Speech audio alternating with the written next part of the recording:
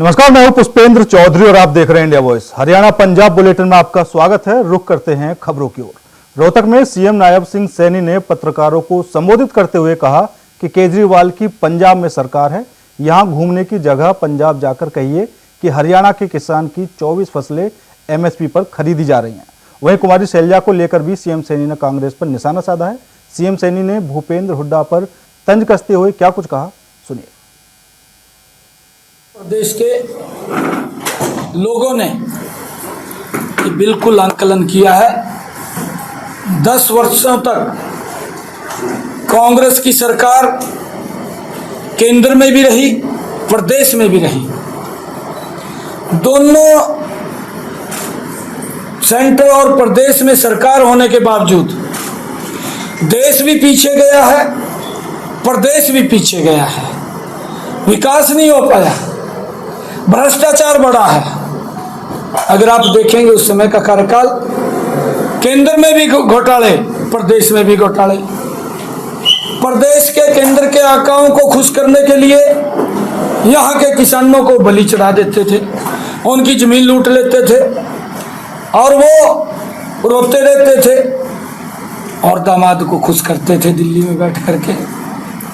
जब तक दामाद खुश रहता था, हुड्डा भी खुश रहता था, और दामाद जब थोड़ा सा नाराज होता था, हुड्डे की कुर्सी हिलनी शुरू हो जाती थी। ये लोगों की भावनाओं के अनुरूप सरकार नहीं चली कांग्रेस में। कांग्रेस में भ्रष्टाचार रहा है और कांग्रेस ये दलित विरोधी भी है। कांग्रेस पिछड़ों के भी विरोधी रही है, ये दलितों के विरोधी रही है, पिछड़ों के विरोधी रही है। ये देश का विकास नहीं देख सकते, ये देश को आगे बढ़ता हुआ नहीं देख सकते।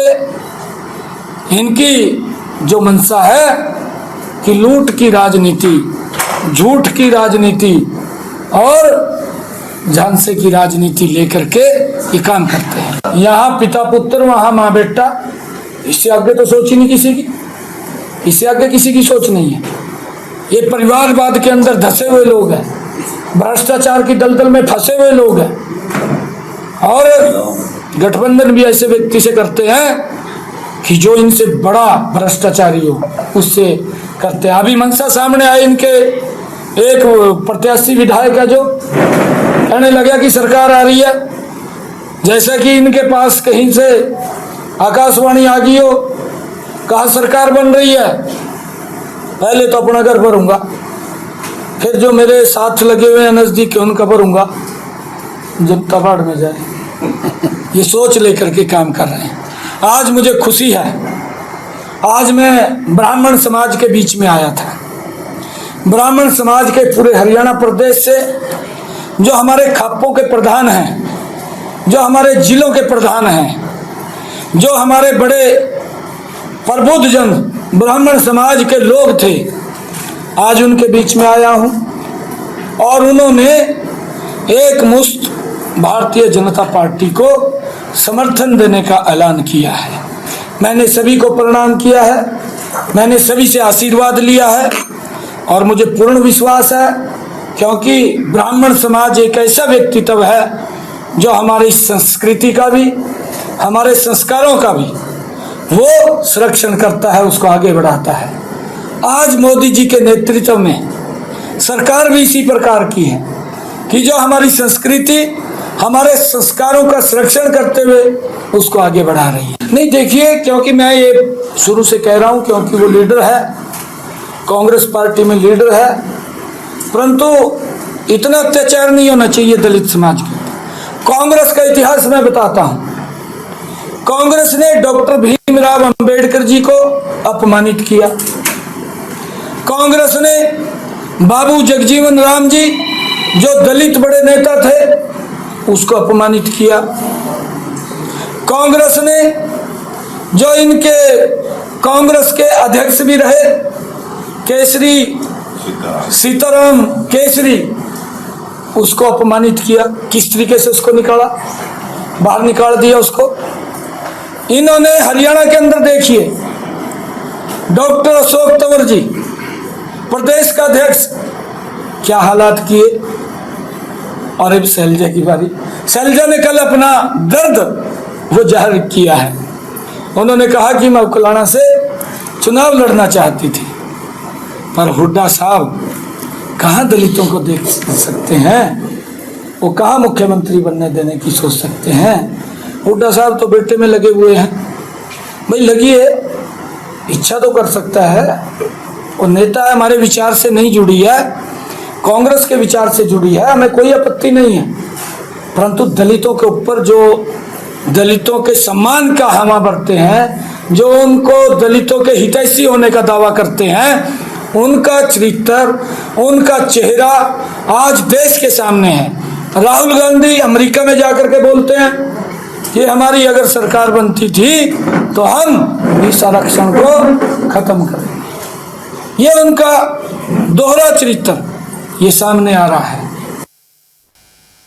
खबर अंबाला से है, जहां हरियाणा के पूर्व सीएम मनोहर लाल, केंद्रीय मंत्री धर्मेंद्र प्रधान और पूर्व केंद्रीय मंत्री विनोद शर्मा अंबाला कार्यकर्ता सम्मेलन में पहुंचे। उन्होंने वहां कई तरह की बातें की और इस मौके पर अंबाला से बीजेपी प्रत्याशी असीम गोयल, जिलाध्यक्ष मनदीप राणा मौजूद रहे। पूर्व सीएम मनोहर लाल ने मंच से लोगों को संबोधित करते हुए कहा कि जिसकी सरकार केंद्र में होती है उसी की सरकार प्रदेश में भी बनती है। उन्होंने कहा कि हरियाणा में तीसरी बार बीजेपी की सरकार बनेगी क्योंकि केंद्र में बीजेपी की सरकार है। इस मौके पर उन्होंने कांग्रेस पर भी जमकर प्रहार किया।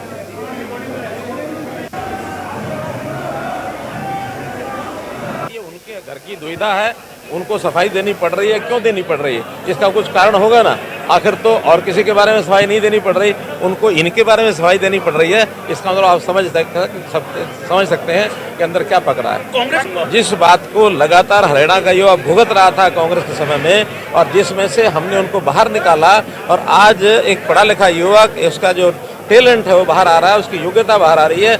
योग्यता वाले बच्चे इस प्रकार से नौकरी लग रहे हैं। अभी मैं एक सरदार जी यहाँ खड़े हैं और उनके 2 बच्चे, उनकी कोई सिफारिश नहीं है, उनके पास पैसा नहीं है। ऐसे सामान्य व्यक्तियों को भी नौकरी यहाँ जो दी है हरियाणा में ग्रामीण क्षेत्र के अंदर, ये विषय सिर चढ़ करके, जादू सिर चढ़ करके उनके बोल रहा है। और इसको अगर वापस वो करेंगे तो हमको तो ये अच्छा लग रहा है कि इस प्रकार का भाषण दे रहे हैं, क्योंकि इसमें से जनता उनसे निश्चित रूप से उनके मंसूबे समझेगी। ये तो कहते हैं ना कि ना पल्ले दाने और चली भुनाने, मैं बीच का शब्द नहीं बोल रहा, कांग्रेस चली बुनाने उन्होंने कमले भी सियाने। तो इस प्रकार का भ्रामक जो प्रचार कर रहे हैं, ये विपक्ष के नाते उनको करने में दिक्कत नहीं है, करेंगे ही, लेकिन जनता सब समझती है, इसका जवाब जनता देगी। करेंगे, मैं भी आऊँगा, कोने कोने में समर्थन देंगे, दिल से समर्थन देंगे और ये विश्वास दिलाते हैं कि हमारे प्रत्याशी असीम गोयल जी तीसरी बार रिकॉर्ड मतों से जीत के आएंगे। भारतीय जनता पार्टी को तीसरी बार एक स्पष्ट बहुमत मिलना तय है। कांग्रेस पार्टी जिस प्रकार की मुद्दे को सामने ला रहा है, हम आरक्षण बंद करेंगे, उनकी पार्टी के वरिष्ठ दलित नेताओं को अपशब्द कहना, और विशेष करके जो प्रमुख मुद्दा है वो चाहते हैं बिना योग्यता के नौकरी दिया जाए, खर्ची के साथ नौकरी दिया जाए, पैरवी पे नौकरी दिया जाए। हरियाणा की नौजवान उसके खिलाफ मत देगा, ये दीवारों में स्पष्ट लिखा दिखता है। बिना खर्ची, बिना पर्ची में हम नौकरी देना चाहते हैं, योग्यता के आधार पर नौकरी देना चाहते हैं, वो भ्रष्टाचार बढ़ाना चाहते हैं। इसलिए हरियाणा की जनता उनको मुंह तोड़ जवाब। सोनीपत में बीजेपी के प्रदेश अध्यक्ष मोहनलाल बड़ौली ने पत्रकारों से बात करते हुए कहा कि प्रधानमंत्री नरेंद्र मोदी 25 तारीख को सोनीपत के गोहाना में एक जन आशीर्वाद रैली को संबोधित करेंगे।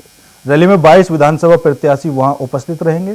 प्रधानमंत्री 26 तारीख को नमो ऐप के माध्यम से हरियाणा राज्य के कार्यकर्ताओं से संवाद करेंगे। कांग्रेस पार्टी के बयान और जिस तरह से वे जांच एजेंसियों पर आरोप लगाते हैं और राजनीतिक बयानबाजी करते हैं, वह उनकी पुरानी मानसिकता को दर्शाता है, जो सच्चाई से परे है। कांग्रेस पार्टी की जो बयानबाजी और इस प्रकार से जांच एजेंसियों पर आरोप लगाना, राजनीतिक बातें करना, ये कांग्रेस पार्टी की पुरानी मानसिकता है, जो सच्चाई से परे है। गोहाना में एक जन आशीर्वाद रैली को संबोधित करेंगे और उसमें 22 जो विधानसभाएं हैं, 9 विधानसभा सोनीपत लोकसभा की, 9 रोहतक लोकसभा की और 4 विधानसभा पानीपत जिले की 22 प्रत्याशी हमारे वहां उपस्थित रहेंगे। और 26 तारीख को देश के प्रधानमंत्री नरेंद्र मोदी जी हरियाणा प्रदेश के 20,629 बूथों पर सीधा संवाद नमो ऐप के माध्यम से सभी कार्यकर्ताओं से करने का काम करेंगे। और कल हमारे दीनदयाल उपाध्याय जी की जयंती का शुभ अवसर है। पंडित दीनदयाल उपाध्याय जी का जो विचार, अंत्योदय की जो सरकार लगातार 10 वर्षों से देश में और प्रदेश में है, उन सब बातों की चर्चा देश के प्रधानमंत्री नरेंद्र मोदी जी करेंगे। हरियाणा में विधानसभा चुनाव को लेकर आम आदमी पार्टी के राष्ट्रीय संयोजक अरविंद केजरीवाल ने रोड शो और जनसभाएं शुरू कर दी हैं। मंगलवार को केजरीवाल हरियाणा के सिरसा जिले के रानिया क्षेत्र में पहुंचे और पार्टी उम्मीदवार के समर्थन में रोड शो किया। केजरीवाल ने कहा कि हरियाणा की अगली सरकार आपके समर्थन के बिना नहीं बनेगी। उन्होंने और क्या कुछ कहा, सुनाते हैं आपको। हैप्पी जी के लिए वोट मांगने के लिए आपका लड़का है, आपका भाई है कि नहीं है? आप लोग जानते हो इन लोगों ने मेरे को जेल में डाल दिया था। 5 महीने में जेल में रहा, 5-5.5 महीने। मेरा कसूर क्या था? मेरा कसूर ये है कि 10 साल दिल्ली का मुख्यमंत्री रहते हुए मैंने दिल्ली में गरीबों के बच्चों के लिए अच्छे सरकारी स्कूल बना दिए। मेरा कसूर यह है कि पहले दिल्ली में 7-7, 8-8 घंटे बिजली जाया करती थी, अब नहीं जाती, 24 घंटे बिजली आती है। मेरा कसूर यह है कि मैंने दिल्ली में और पंजाब में बिजली मुफ्त कर दी। मेरा कसूर यह है कि मैंने बुजुर्गों को फ्री में तीर्थ यात्रा करानी चालू कर दी। इतने सारे जो काम करे दिल्ली में, पंजाब में, कोई भ्रष्ट आदमी तो नहीं कर सकता। भ्रष्ट आदमी तो पैसे चाहिए। जैसे दिल्ली में बिजली फ्री करी हमने, 3,000 करोड़ रुपए लगे उसके। मैं चोर होता तो 3,000 करोड़ रुपए अपनी जेब में डाल लेता, फिर जनता को देने की क्या जरूरत थी मेरे को। मैंने स्कूल बनाए इतने अच्छे अच्छे गरीबों के बच्चों के लिए, उसमें पैसे लगे। भ्रष्ट होता, चोर होता तो मैं अपनी जेब में डाल लेता। हरियाणा में बिजली फ्री नहीं है, हरियाणा में बिजली बहुत महंगी है कि नहीं है? जहां जहां इनकी सरकारें हैं, हर जगह 22 राज्यों में इनकी सरकारें हैं, वहां बिजली बहुत महंगी है। सीधी सी बात है, मैं आपसे एक ही प्रश्न पूछना चाहता हूं, बिजली फ्री करने वाला चोर है कि बिजली महंगी करने वाला चोर है? तो इन्होंने मेरे को जेल में क्यों डाला? मैं ईमानदार हूं, मेरी ईमानदारी पे चोट करना चाहते हैं, ये कहना चाहते हैं भाई केजरीवाल चोर है। देखो 5 महीने जेल में रह के आया। मैं जेल से निकल के जब दिल्ली में घूमा, कोई आदमी ये मानने को तैयार नहीं कि केजरीवाल चोर है। मेरे कट्टर से कट्टर दुश्मन भी कहते हैं केजरीवाल कुछ भी हो सकता है लेकिन भ्रष्टाचारी नहीं हो सकता। फतेहाबाद के बेरडाना में दीपेंद्र हुड्डा ने चुनावी रैली की। चुनावी जनसभा को संबोधित करते हुए उन्होंने गृह मंत्री अमित शाह के टोहाना दौरे को लेकर कहा कि उनके पास हरियाणा के लिए कुछ कहने को नहीं था, इसलिए वे कश्मीर पर अपना भाषण देकर चले गए। वहीं उन्होंने कहा कि कश्मीर के अलावा वे चौधरी भूपेंद्र सिंह हुड्डा को ही निशाना बनाते हैं। देखिए, पिछले 10 साल से इनके निशाने पे हैं हम, पिछले 10 साल से इनके निशाने पे हैं हम। कुछ तो कांग्रेस पार्टी में भी होगा दम, तभी हम निशाने पे हैं। देखिए, इनके पास अपना कुछ काम बताने के लिए है ही नहीं। 10 साल के बाद भी उनको अगर प्रदेश में आकर हुड्डा साहब पर और हम पर निशाना साधना पड़ा और पड़ रहा है, कांग्रेस की राजनीति पर निशाना साध रहे हैं, हुड्डा साहब पे निशाना साध रहे हैं। 10 साल के अपने काम नहीं बता रहे, अपने कारनामे नहीं बता रहे। 10 साल में हरियाणा का भट्टा क्यों बैठा, ये बताए बीजेपी। 10 साल में हर आदमी दुखी क्यों हुआ, ये बताए बीजेपी। लेकिन 10 साल के बाद भी हरियाणा आते हैं तो कश्मीर की बात करके उसके बाद कांग्रेस पार्टी और हुड्डा साहब पे निशाना साधते हैं। ये हमारी बहुत बड़ी जीत है, ये हमारी बहुत बड़ी जीत है। हम आज भी अपने कामों को लेकर लोगों के बीच में जा रहे हैं, विपक्ष में होने के बाद। और वो 10 साल सत्ता में होके उनके काम, तो कामों का प्रतीक तो ये है कि 10 साल के जो उनके मुख्यमंत्री थे उनको बीजेपी को मुख्यमंत्री का चेहरा ही बदलना पड़ गया। ये प्रतीक है उनके कामों का। हरियाणा कितना नुकसान हो गया होगा इन 10 साल में, आप अंदाजा लगाएं। भारतीय जनता पार्टी के 10 साल के कुशासन से दुखी प्रदेश है। हरियाणा की पहचान विकास की थी, खुशहाली की थी, लेकिन आज उस प्रदेश की पहचान बेरोजगारी की बना दी सरकार ने। उस प्रदेश की पहचान, हरियाणा प्रदेश की पहचान अपराध दर की बना दी, नशे की बना दी। विकास की पट्टी से उतर गया हरियाणा, अमन चैन शांति भाईचारे खुशहाली के रास्ते से उतर गया हरियाणा। और हर वर्ग कोई सरकार के कुशासन और बदहाली का सामना करना पड़ा, और हरियाणा प्रदेश का हर वर्ग, आज हर वर्ग ने मन बना लिया है बड़े बहुमत से कांग्रेस पार्टी की सरकार हरियाणा में बनने जा रही है। देखिए, भारतीय जनता पार्टी जो बाबा साहब भीमराव अंबेडकर जी के संविधान विरोधी पार्टी है, संविधान को खत्म करने की जो बात करती है भारतीय जनता पार्टी, और आरएसएस जो बाबा साहब भीमराव अंबेडकर जी के संविधान को ही नहीं, ऐसी समाज ओबीसी समाज के आरक्षण को खत्म करने का संकल्प आरएसएस, ऐसी पार्टी आरएसएस और भारतीय जनता पार्टी पूरे देश में पक्की सरकारी नौकरियों को खत्म करने का काम जिस पार्टी ने किया हो, वो पार्टी कांग्रेस के बारे में जिसके राष्ट्रीय अध्यक्ष मल्लिकार्जुन जी खड़गे, जिसके हमारे प्रदेश के अध्यक्ष चौधरी उदयभान जी और पिछले 4 हमारे प्रदेश अध्यक्ष अशोक तंवर जी हों, चाहे वो शैलजा जी रही हों, चाहे वो फूलचंद मौलाना जी रहे हों, और चाहे अब चौधरी उदयभान जी हों, 4 पिछले प्रदेश अध्यक्ष। भाजपा के इतिहास में भाजपा बताएं कि आज तक ऐसी समाज के लिए भाजपा ने क्या किया, सब लोग जानते हैं अपनी राय, क्योंकि खुद कुछ कहने के लिए कुछ है नहीं, खुद कुछ कहने के लिए है नहीं, कुछ बचा नहीं।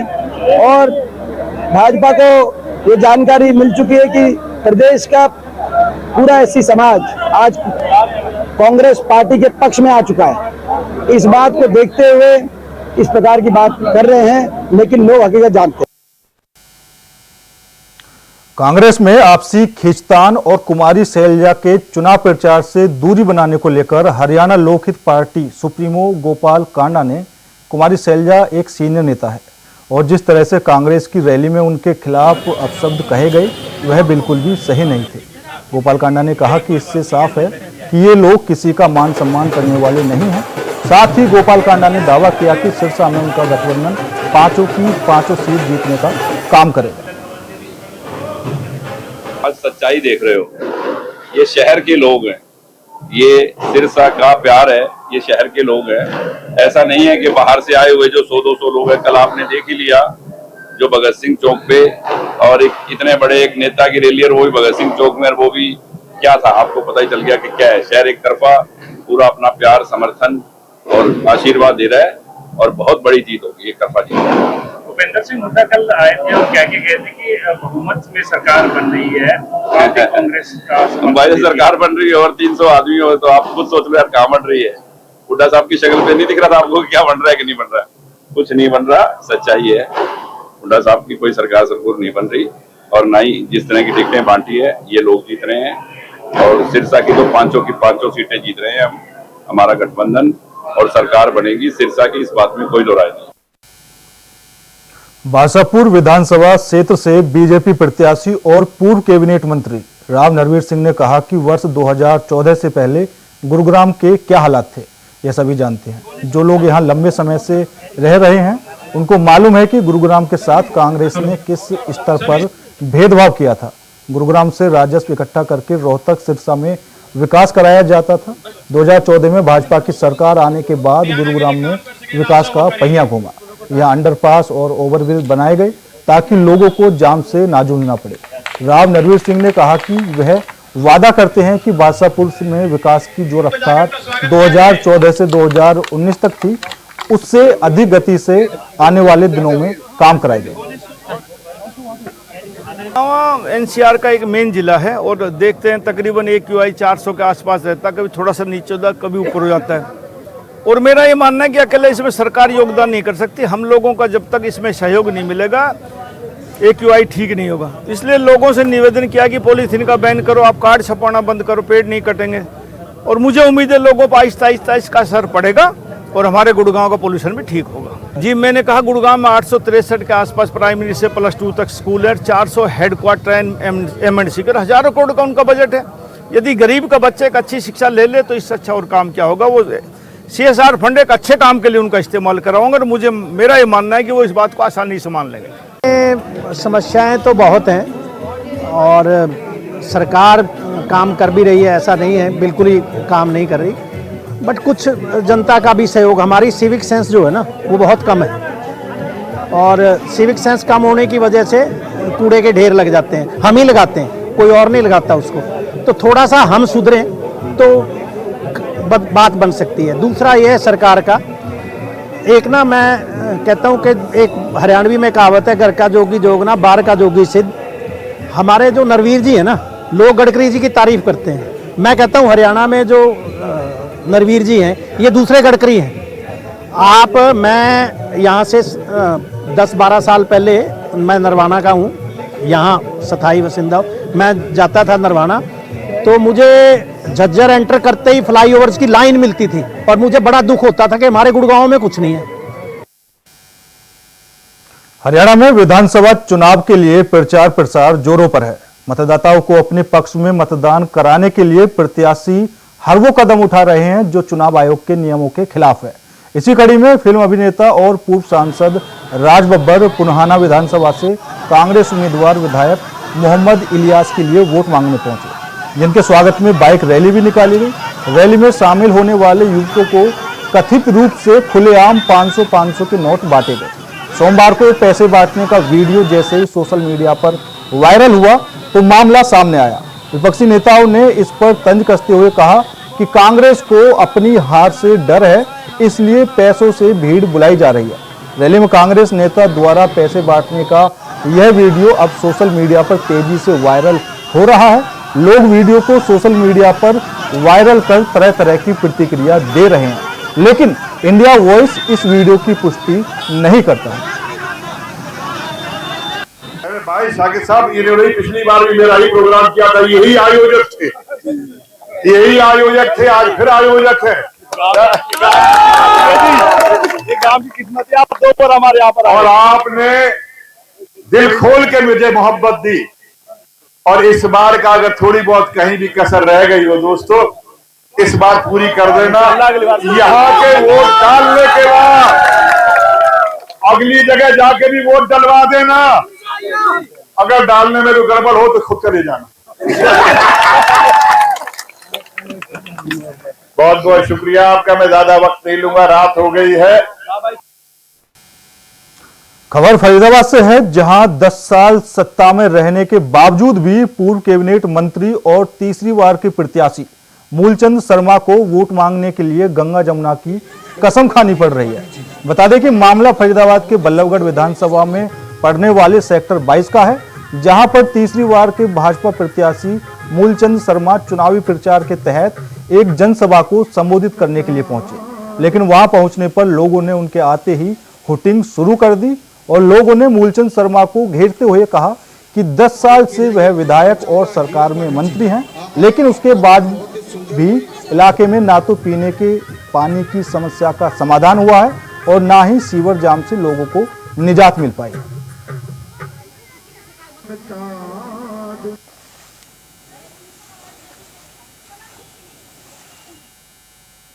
धान की खरीद में देरी को लेकर किसानों और आढ़तियों ने संयुक्त रूप से लघु सचिवालय के सामने अनाज मंडी गेट पर इकट्ठा होकर प्रदर्शन किया और जिला उपायुक्त के माध्यम से प्रधानमंत्री और कार्यकारी मुख्यमंत्री के नाम ज्ञापन सौंपा। इस मौके पर भारतीय किसान यूनियन के जिला अध्यक्ष संजू गुदियाना ने कहा कि धान की फसल को मंडियों में आए 10 दिन से अधिक का समय हो गया है और सरकार ने धान की खरीद 23 सितंबर से शुरू करनी थी, लेकिन सरकार की ओर से एक पत्र जारी कर सरकारी खरीद की तारीख आगे बढ़ाकर 1 अक्टूबर कर दी। उन्होंने कहा कि आजकल धान की फसल की कई किस्में जो कम समय में पककर तैयार हो जाती हैं और उनको मंडियों में लाया जाता है।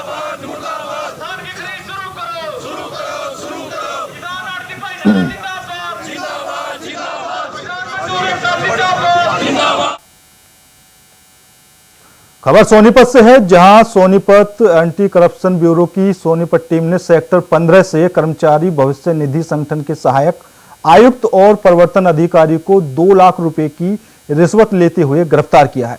आरोपियों के खिलाफ सोनीपत के सेक्टर 23 निवासी अधिवक्ता ने शिकायत की है। आरोप है कि निजी स्कूल की पीएफ संबंधी शिकायत को निपटाने के नाम पर रिश्वत मांगी गई थी। मोहित है कंप्लेंट, उसकी शिकायत पे मुकेश हैं, इन्फोर्समेंट डिपार्टमेंट के ऑफिसर हैं पीएफ सोनीपत से, और 2 लाख रुपए रंगे हाथों इनको पकड़ा है।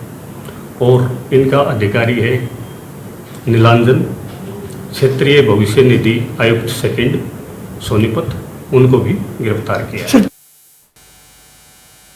यमुनानगर के दसौरा गांव में 6 वर्षीय बच्ची की दुष्कर्म के बाद हत्या के मामले में बच्ची के परिजनों और गडरिया समाज के लोगों ने लघु सचिवालय के सामने इकट्ठा होकर प्रदर्शन किया है और आरोपी के परिजनों को भी गिरफ्तार करने की मांग की है। वहीं गडरिया समाज के प्रधान नरसिंह ने बताया कि 4 दिन पहले आरोपी राजेश ने बच्ची को बहला फुसलाकर खेत में ले जाकर उसके साथ दुष्कर्म किया और बड़ी निर्मम तरीके से उसकी हत्या कर उसके शव को खेत में दबकाकर फरार हो गया। इस केस में आरोपी के परिजन ने भी उसकी मदद की है।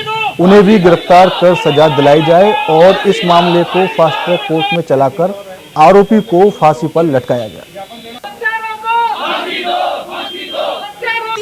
8 तारीख को वोट हो जाने तो तुम्हें घर से किडनैप कर लेंगे। क्या यही व्यवस्था रहेगी हमारे देश की? क्या यही व्यवस्था रहेगी हरियाणा के? क्या हम लोग समाज की राजनीति में ऐसे ही बटे रहेंगे? इस समाज का नाश ऐसे ही करते रहेंगे? क्यों करें? हम अपने समाज की रक्षा में खुद करनी चाहिए। ये राजनीति खत्म करनी चाहिए, आपस की जोड़ सी है। हमें इस राजनीति में नहीं पड़ना चाहिए। समाज के नाते से हमें एक होके ये लड़ाई लड़नी चाहिए। जब तक इसको फांसी नहीं मिल जाती तब तक हमें ये संघर्ष करते रहना चाहिए। किसी भी अपने घर पे ना बैठना चाहिए और ये बीजेपी कांग्रेस की राजनीति बंद करनी चाहिए। कोई नेता हो, कोई कांग्रेस का हो, कोई बीजेपी का हो, कोई बीजेपी का कोई कांग्रेस की राजनीति हमारे बीच के अंदर नहीं होनी चाहिए। पेवरली ये समाज का मुद्दा है, हमारे पूरे समाज की बच्ची है। 36 बिरादरी ने उस बच्ची का साथ दिया। फिलहाल मेरे साथ इस बुलेटिन में इतना ही। बाकी देश और दुनिया की तमाम खबरों के लिए देखते रहिए इंडिया वॉइस। नमस्कार।